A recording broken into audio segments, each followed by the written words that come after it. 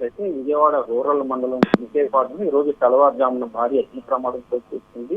ఇక్కడ ప్యానాక్కి సంబంధించి CNF agent గా ఒక పెద్ద గోడౌన్ ఏర్పాటు చేశారు. విజయవాడ అలాగే గుంటూరు అలాగే ఏలూరు 3 జిల్లాలకు సంబంధించి కూడా మొత్తం ఇది స్టాక్ పాయింట్ గా ఉంటుంది. ప్యానాసోనిక్ కంపెనీకి సంబంధించిన అన్ని రకాల ఎలక్ట్రానిక్ గూడ్స్ కూడా ఇక్కడ నిల్వ చేసి ఉంచుతారు. అయితే ఈ రోజు తెల్లవారుజాము చూసుకుని ఒక్కసారిగా మంటలు ఎగిసిపడ్డాయి. దీంతో దాదాపు కోట్లాది రూపాయల ఆస్తి నష్టం జరిగినట్లు కూడా అధికారులు భావిస్తున్నారు. అయితే సమాచారం అందుకున్న శాఖ అధికారులు దాదాపు 5 వాహనాలతో మంటలను అయితే అదుపు చేశారు. ప్రస్తుతం అయితే పరిస్థితి అదుపులోకి వచ్చింది. అయితే ఇంకా ఎంత మేర ఆస్తి నష్టం జరిగింది, అలాగే షార్ట్ సర్క్యూట్ లేకపోతే ఇతర కారణం అనే యాంగిల్లో కూడా అగ్నిమాపక శాఖ అధికారులు అలాగే పోలీసులు కూడా దర్యాప్తు అయితే చేపట్టారు. అదే ప్రధానంగా ఇక్కడ చూసినట్లయితే ఇక్కడ ఈ ఎలక్ట్రానిక్ గూడ్స్ ఉండటంతో ఒక్కసారిగా కూడా మంటలు ఎగిసిపడ్డాయి. దాంతో మంటలు అదుపు చేసేలోగే చాలా భారీగా అక్కడ వస్తువుల స్టాక్ అనేది ఉంటుంది.